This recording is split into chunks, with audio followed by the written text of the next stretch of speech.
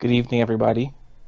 This is episode 4 of the Kink Noir Podcast, and I'm here with my wonderful and smart and lovely co host, Shay. Say hi to everybody. Hello. And today, last week we took a little more a lighthearted take on things, and today we're going to be a little more serious. So I wanted to talk about aftercare today. And the BDSM wiki for aftercare describes it as specifically referring to the attention given to a partner, usually the bottom, which is debatable. We'll talk about that later, but which is usually the bottom at the end of a scene. Aftercare includes the top utilizing various pampering techniques on the bottom in an effort to provide comfort to everyone after having an intense experience that can leave an individual in a vulnerable state. So for me, since I'm a top, I guess I'm a daddy dom, and so for me, when I provide aftercare, it doesn't always include like a intense scene where a lot of pain is involved. It could be something more mental. It could be humiliation. It could just be at the end of a hard day. You provide aftercare, and for me, aftercare always includes things like gummy snacks and juice boxes, lots of cuddling, lots of positive affirmations, and usually telling the person that I was with that they did a great job, that they took everything that I gave, and that I appreciate them, and that I care about them, that I'll be there to take care of them. Um, but aftercare is usually associated with something that the submissive or the bottom needs. However, as a dom, sometimes after a scene, I also experience like a rush of emotions. They come out in a different way. Like sometimes my girlfriend will cry after a scene. Like it's really cathartic for her. So she'll cry, or she just needs someone to like sit with her and cuddle with her. For me, I always go to sleep because I'm always really relieved and I get a lot of aggression and stuff out. So I always go to sleep. So I usually just want to be left alone. but but yeah, everyone's experience with aftercare is a lot different. I'm a lot of people who, like I said, some want to be left alone. I once played with someone who, after, didn't want to be touched. Like she wanted me to sit with her, but she didn't want me to touch her. Like I wanted to sit and tell her that she did great, she did a good job, that I cared about her, that I take care of her, but she didn't want me to touch her. And everyone has it in a different way. So if you could talk about how you experience or how you want it, then that would be really cool. I've only engaged in like what 1.5 scenes, we'll say. 1.5. What's a half scene? Yes. like I okay, we'll say two, but like um for me, I think that it would, or not think that, but mostly it requires a lot of attention and needs of like cuddling, talking, and I was thinking about this because sometimes after a scene, I'm still on a high, Yeah. and sometimes it really doesn't come down until the next day Hmm. or later on down the line. Then it's kind of like a crash, Yeah. and then I would feel myself needing to talk to someone or like just I don't know. I can't even describe it. The feeling that but comforted. There it goes. That I need to be comforted sometimes, like a little later on after the fact, not directly after that moment. Now, if it's Hmm. an intense scene, then I require somebody to take care of any necessary wounds or little bruises or anything Yeah. like that. Thank you for bringing that up. I for being Hmm? stupid. I forgot. But Oh if no, you're it's like okay. if you're engaging in any kind of like spanking or caning or anything that involves pain, sometimes cutting if you're into that sort of thing, Yeah. um, or just being you've been bruised, you should always have like ice and creams and whatever around to make sure that those things are tended to because they'll help you feel better. And sometimes you can be scarred emotionally and physically, but you want to have things around to make sure everybody is safe and healthy and happy after Water, after the scene. snacks. Water, yeah, Yeah.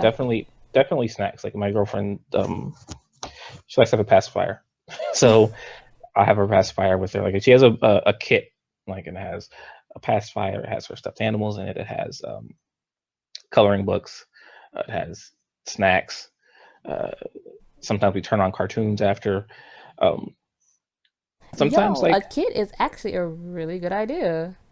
yeah, I've seen like a couple of like Tumblr pages Mm. that will have like sample kits, and they say like if you're into this sort of thing, you should have these kits ready if you're going to play with somebody or just in case. You never know when you're going to need it, and it's good to have.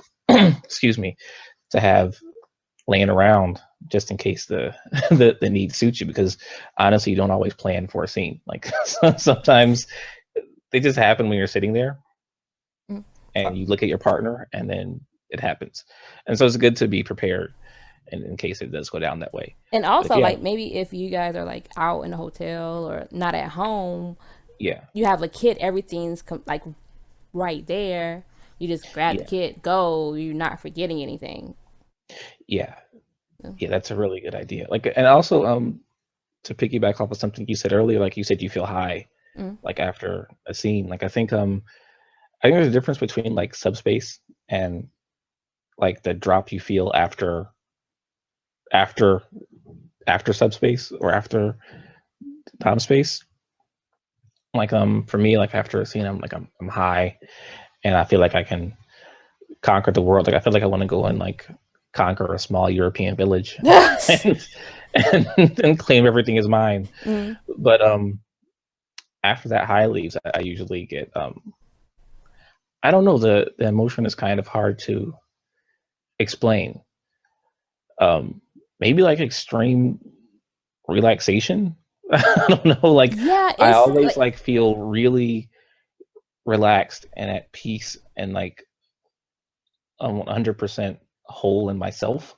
Mm-hmm. And so I usually go to sleep, right, really tired. Like my girlfriend, she needs a lot of attention. She needs a lot of attention anyway. But after that, she needs even more. So I have to sit with her and stroke her hair and give her kisses and make sure she's okay. And then once she's safe and okay and happy, then I can tend to myself and take a nap or go conquer a village or whatever it is that Honestly, I've I'm kind decided I of need the to do. same way, or depending on the type of scene and the intensity of it. But Yeah.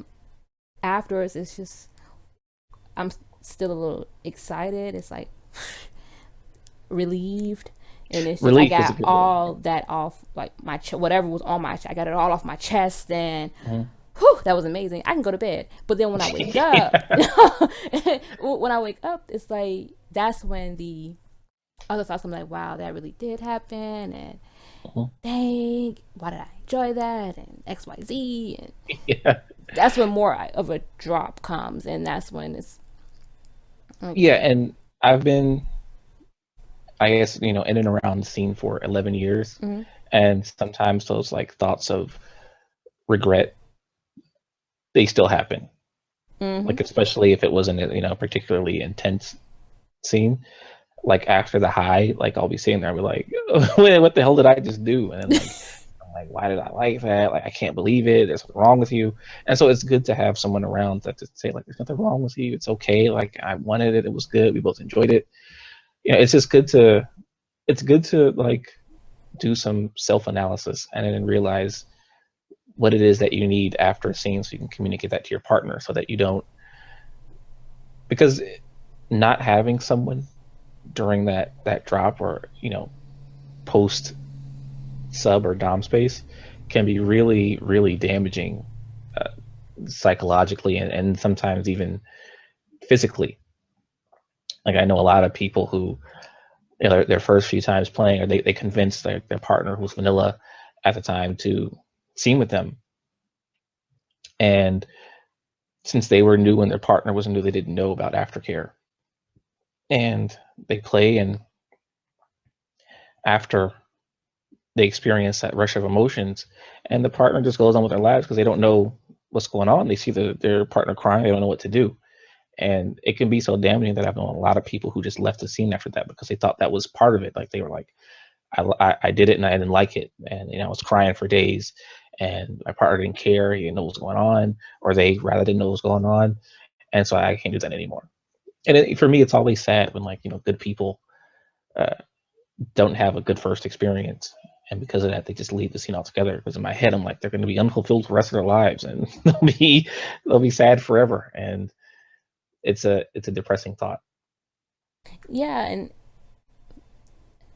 my advice for any newbies or anybody interested or who was about to go into a scene, you, you have to be aware that you might not need aftercare directly after the fact. It might be Yeah, something that you might need later on. So you have to prepare for that. Maybe communicate with your partner or have a circle of friends that you trust to talk about it, just in yeah, case you're dealing with somebody that you don't want to talk to ever again afterwards. I don't know. yeah. But have, That can happen. We talked about it before. Like you yeah, can say, "I want this," but then leave me the hell alone after, and then you can go talk to a friend who exactly. can handle So you. Yeah. make sure you have the support system or whatever you need just in case, your Hmm. drop happens a little later on down the line after the scene once you left that person and once y'all have parted ways.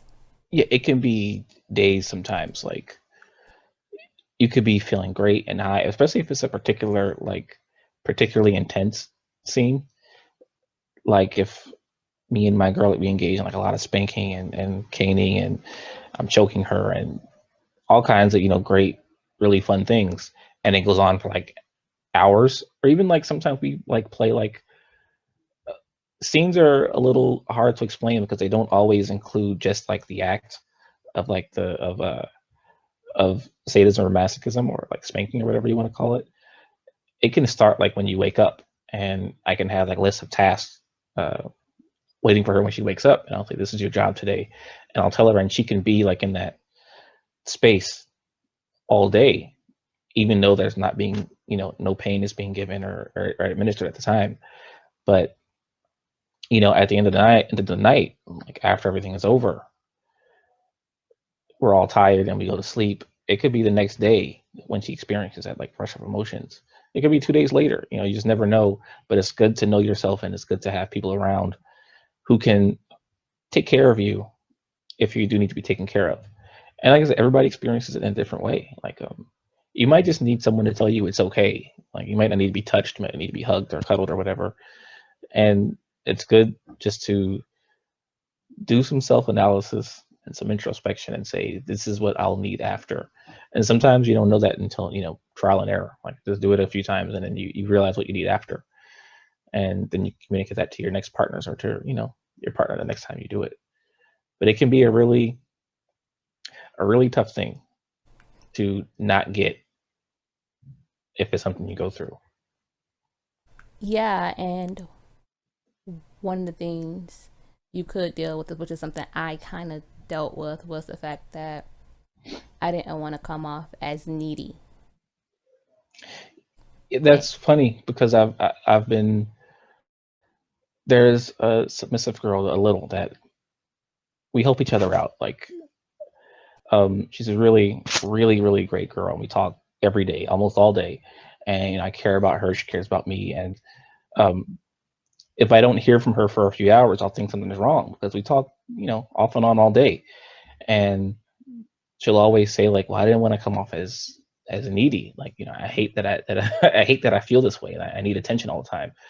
But you can't be ashamed of the things you need when you're going through that thing, because you can really be unfulfilled, and it can do a lot of damage psychologically. Like the things you need are important, and no matter what they are, your partners do everything they can to meet them. right, and you're doing yourself a disservice by not being honest with yourself and with your partner. You're basically cheating yourself. Yeah, because for a lot of people like that, the aftercare is a vital part of the scene. Like I guess for me, like as a dom, like one of my favorite things is breaking people. Like I really enjoy when I'm in a scene and there's like this moment in a scene where you can tell your partner goes from being in pain to being in subspace. And for me, like in that moment, I feel like I have absolute control. And one of the great things about that moment that I look forward to is putting my partner back together after. I'm kind of obsessed with breaking things and putting them back together. And so for me, I feel unfulfilled if I don't get to administer aftercare. It's one of my favorite things in the world. Like I guess after that, I'm actually a pretty mushy and soft guy, and so I like, uh, I love actually administering aftercare. Partially because I need it too. Like I like to cuddle and it's great and it's fun and it's cute Right, and that's how everything you else. But pretty much administer aftercare for yourself. yeah, yeah, actually, yeah, it's a much smarter way of putting it than I did. But yeah, I like to perform aftercare on myself. Like it's a vital part of it for me too. Like after I've I feel like it's my responsibility to put you back together after I've broken you. Like after you've like cried and been in pain and suffered for me, I feel like it's my personal duty to be there to help put the pieces back together. And not just because the person is broken, but because I am too a little bit. Like, I experience a rush of emotions and not, I don't know if shame is the right word, but like I don't know what the right word is, but I feel a little bit of regret, and I always do a little bit of introspection, and I always ask myself like, why did I like that? Why did I do that? And it's good like to have someone with me that I can lean on. I guess I can front and be like, I'm just here for you, but I'm not. I'm there for me too. Yeah, and I hate that it's called regret. It's just Yeah, and it's like a I'm clash. It's like when you're done fulfilling like your desires, and then reality comes, or what everything that you learned comes, and they yeah, crash together in that one instant, and it's confusion. yeah, that might be a better way to put it because you feel so high, like you're on top of the Yeah, world, and then like you don't even feel like you're here. Like you feel right. like you're on another planet. And like I said, I have like in that moment, like uh, between when someone's whole and when they're broken, like I feel like I have absolute control. And then after, it's like shit, it's back to regular life. Like it's back to these bills and back to all this shit that I gotta deal with every day. And so you can feel like not regret at the scene, but like regret that you have to go back to regular life. Yeah, You just, yeah. I, no one wants to do that. Like, you just want to stay in that moment forever. And so going back to that it can suck sometimes, especially if you have a particularly stressful life. And some people they use scenes to escape really stressful or really hard situations, and they use the pain or the giving pain to escape from it. And when it's time to go back, like after the high is gone, it's just you realize that there's it was just a moment. Like the stressful situation is still there, and it can be hard to deal with sometimes. Mm-hmm. And so, like yeah, that's a better way of putting it than shame. Shame is a bad word. Like, Yeah. it's not shame. It's not even really regret. It's just it's not. It's no one wants to come hot off of like euphoria. Like it's why like alcoholics drink. Like they drink to stay drunk so they can not have to deal with whatever situation they're going through. It's kind of the same thing. You Yeah. you just want to be high forever, and it can be like a drug. So, I I think we already kind of touched on what can happen if proper aftercare isn't administered, because it can it can go left really fast, Very fast. very fast, and like you mentioned earlier, to the point where you just want to get off the life. You're like, I don't want to try this ever again. It can have you questioning everything about yourself, what you Yeah. like, just everything in general, and it could lead into a very depressive state for an Hmm. extended period of time, depending on how intense the drop is. Yeah, like I was saying that scenes can help you escape depression or anxiety or stress. Sometimes if aftercare isn't properly administered, it can just make those things worse. And that's why it's good to know yourself and good to know your partner. And then for the DOMs to know what kind of aftercare they're capable of. Like some people are just not loving and not tender. And so if you don't have those traits, it's best to tell your like prospective partners that look, I'm not a very tender and loving person. I try to be, but it doesn't work. And so if those are things that you need, we need to make other arrangements so that you don't feel really bad after, because I don't want that for you. And just like you said, if those things aren't given, it can be a really, really bad situation. It can make a lot of things you're trying to escape much, much, much worse. That I didn't even think about that from the dom's perspective is them needing to do some reflection on what they can offer in terms of self care. Yeah, self care is very important, and sometimes you just don't know. Like it could be a small scene. You know, sometimes if my girlfriend walks past me and I get the mood, I snatch her up and bend her over my knee and spank her, and you think in your head it's just a quick thing. You know, it's just a couple of strikes with my palm, and then we go on with our lives, and because it was fun. But sometimes those even those moment that small, she still gives up control for a minute. And if you don't sometimes just give a hug or a little kiss or whatever and say thank you or are you okay, it can lead to a much bigger situation than it needs to be. And so if your partner is like that, then you need to know that, so you don't hurt them and so you don't get hurt in the process. So, do you have a personal story? I mean, this whole thing has kind of been personal stories for you. So. um you know I, i'm a pretty I'm a pretty cuddly dude. So um after scenes, after sex or anything, I like to cuddle. And so giving aftercare has never been a problem for me. And like I said, I actually enjoy it. Like I feel there are a few times that I feel more like a daddy dom than during aftercare. Like it's really intimate and it's really romantic and it's really sweet. And after a scene is when people are most vulnerable. And so I always felt like I was the most myself and my partner was the most themselves too at that time. And so I always look forward to being like 100% honest, 100% real with my partner. And so I like that experience.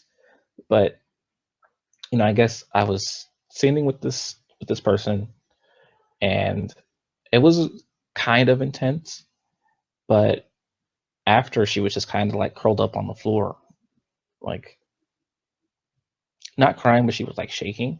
And for me, like I'm a touchy person. And so I kept trying to touch her and hug her because I thought that's what she wanted, because we didn't communicate what we want, prior to the scene. We didn't dive into it, but we didn't discuss it. And she kept like swatting my hand away. And so I'm like, what the hell's wrong with her? Like what I was like, did I do something? And then so like I'm regretting and questioning everything that I did. I'm playing it back in my head.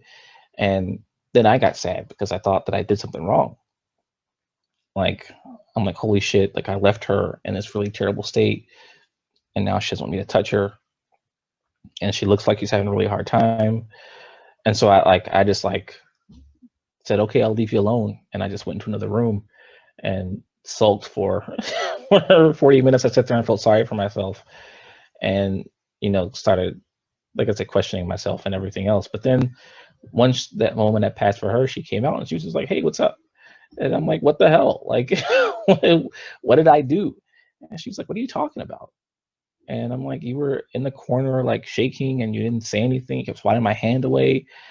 And she was like, well, that's just because I don't like being touched after. And so I was okay. I was high. I was in subspace. I just don't like being touched in that moment. And so if we had communicated better in the beginning, we could have met in the middle. Like, or I would have at least known that the proper way to give her aftercare is to leave her alone. Is to maybe sit in the room, but not talk to her and not talk to her. And so it's a good example of how like not providing the right aftercare can snowball into much, much bigger things, because I was like in the other room just like really sulking and feeling terrible for myself. Like I thought I really hurt her. And so that would have been a really big deal for me if I was responsible for that, because I take it very, very, very seriously.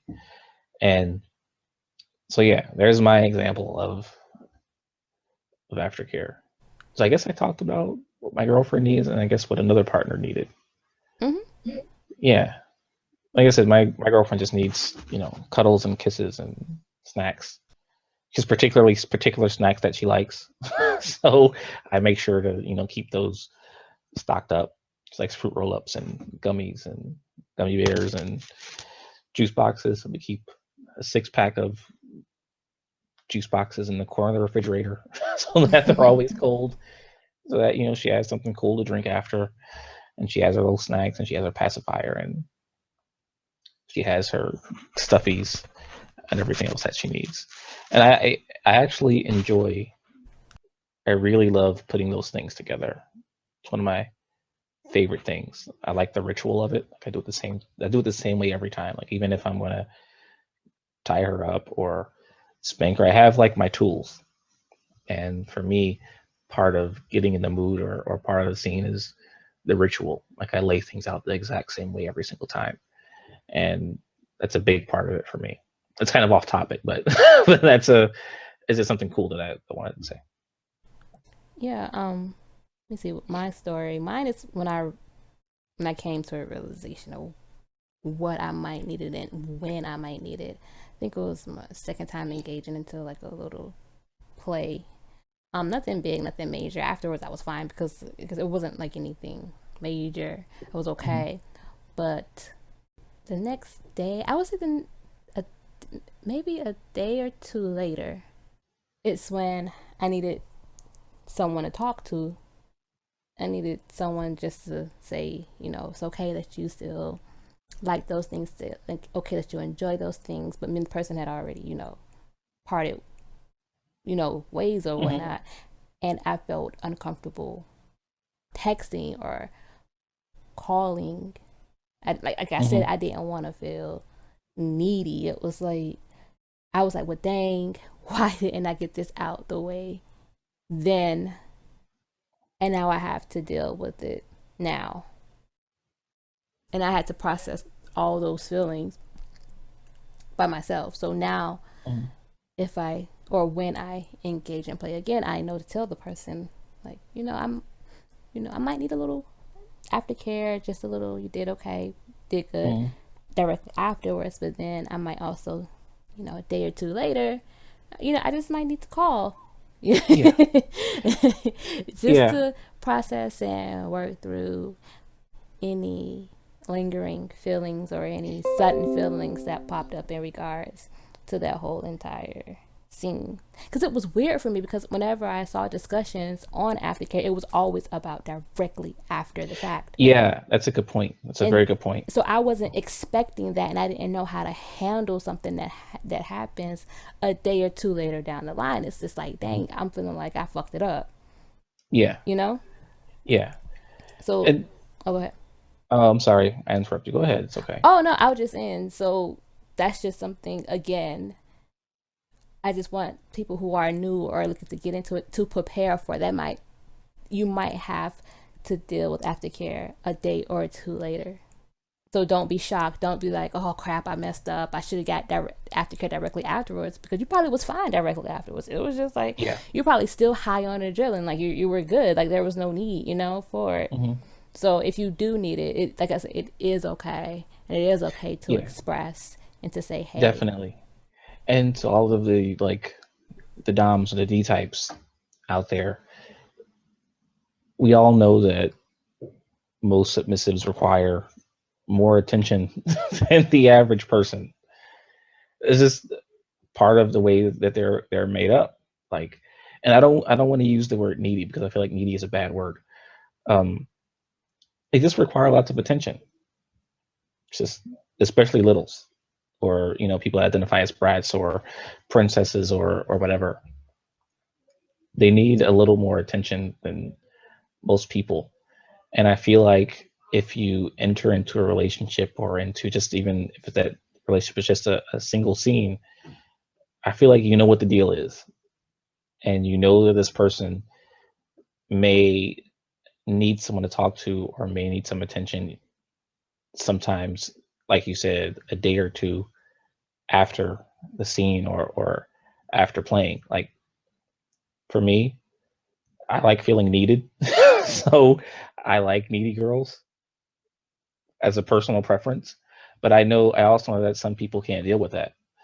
And so if you, like we always say, if you communicate those things in the beginning, then your partner will know and other arrangements can be made. And like you said, you could just say like, I might need someone to talk to in a couple of days. So can I text you or can I email you, or would it be okay if I gave you a call if I experience those things? And if you can't be that person, then be honest and say, I'm not comfortable with that. Maybe you should call a friend instead or whatever. That's perfectly okay too, as long as you get everything out in the beginning and you don't leave anyone feeling bad or feeling unfulfilled, or as long as you don't be an asshole about it. I guess it's a better way to put it. Don't be an asshole. Like make sure your partner has everything they need before, during, and after. That includes sometimes days after the scene. It's like it's your responsibility to make sure that those things are arranged. yeah." So that actually concludes this episode. Holy shit, really?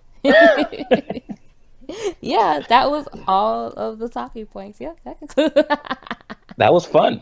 I know, right? Yeah, that was interesting. We'll have to revisit it sometime, I guess, and Yeah, we do, because it we'll get also more people to plays talk. into um when you're out at parties, particularly with other races, That is true. and Which why I personally don't really mingle like that. So yeah, it definitely plays because of the fact, the whole aftercare issue. If you would like to submit a blog post, topic, or question, you can at kinknoirpod@gmail.com. We can be found on Twitter at Kink Noir. You can also find me on Twitter at Shea, SHEA underscore Noir, NOIR. And then you can also find Brian at I'm at Professor B Love on Twitter. Spelled the same way you say it, Professor B Love. At, at Professor B Love on Twitter. I use that name in most places. You can find me on FetLife too, but it's Father Be Love because I was trying to be different, which is stupid. And so it's like the only place where it's different. But but whatever. Um, yeah, I'm Professor B Love on Twitter. She gave out the email address. So come find us. You on Facebook too. I forgot to mention that last week. We have a Facebook page. It's Kink Noir. Search for us, or just ask me for the link and I'll send it to you. Like us. You can leave questions there, comments. You could even leave your questions in the comments section on the YouTube page. Like if you put a question somewhere, we will find it and we will answer it. or you could use the hashtag Kink Noir. And the hashtag, yes, that is also important because I'm always on Twitter. And so I have a column set up specifically for the Kink Noir hashtag. So if you hashtag that, I will see it and I will answer So expeditiously. so that concludes this episode, and you all have a wonderful day. Yes, thank you. Have a great weekend.